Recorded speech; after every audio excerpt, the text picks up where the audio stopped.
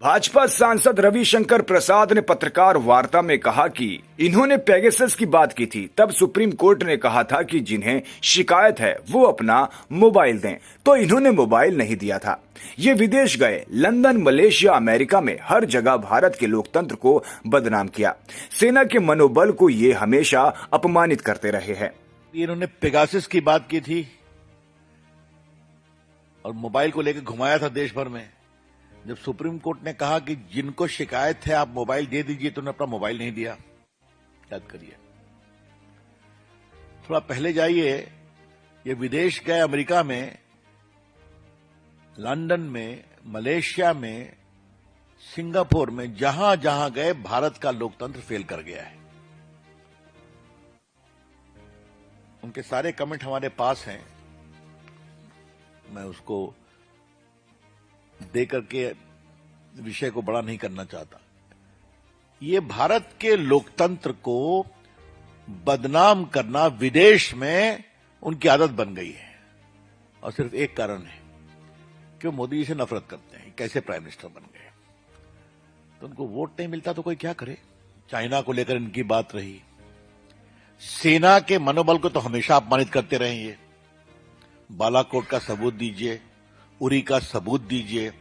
अभी किताब दिखा रहे हैं। राहुल गांधी को बताना पड़ेगा कि जब किताब छपी ही नहीं तो उन्हें ये किताब कहां से मिली। एक सिख सदस्य जो मंत्री है उसे इन्होंने देशद्रोही कह दिया, स्पीकर को यार कह दिया।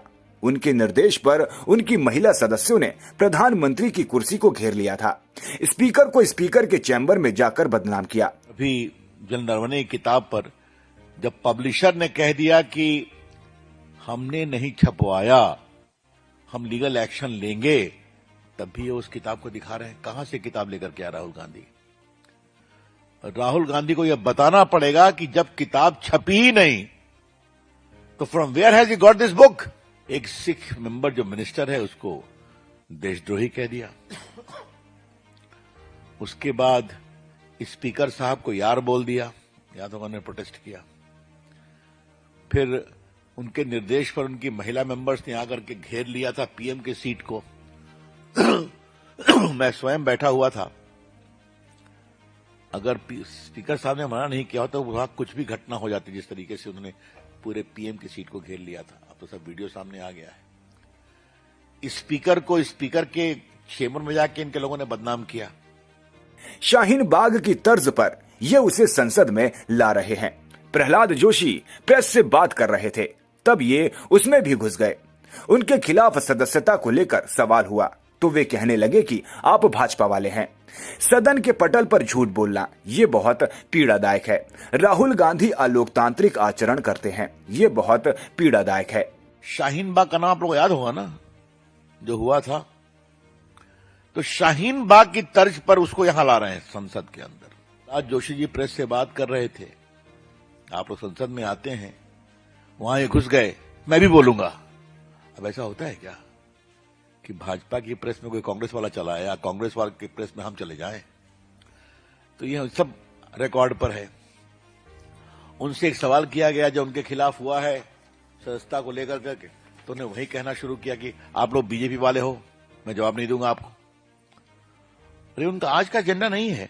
उन्होंने, याद होगा, अपनी एक प्रेस कॉन्फ्रेंस में कहा था कि वो बीजेपी वाले हो, याद होगा ना आपको। मतलब हम लोग आपसे बहुत मिलते हैं सालों से, आप लोग बहुत हमारे शुभचिंतक भी हो सकते हैं, बहुत हमारे आलोचक भी हो सकते हैं, हमने आपका सम्मान किया है। तो क्या मीडिया कोर्ट पर भी टिप्पणी की थी, आपको याद होगा, कंटेम्प्ट हुआ था इनके खिलाफ। क्या सेना, क्या मीडिया, क्या कोर्ट, और मोदी जी, और इसकी बात तो छोड़ दीजिए आप। तो सदन के पटल पर झूठ बोलना, बेशर्मी से झूठ बोलना, speaking falsehood in the most unabashed manner, और बाद में फिर लोकतंत्र को कमजोर करना, यह बहुत पीड़ादायक है।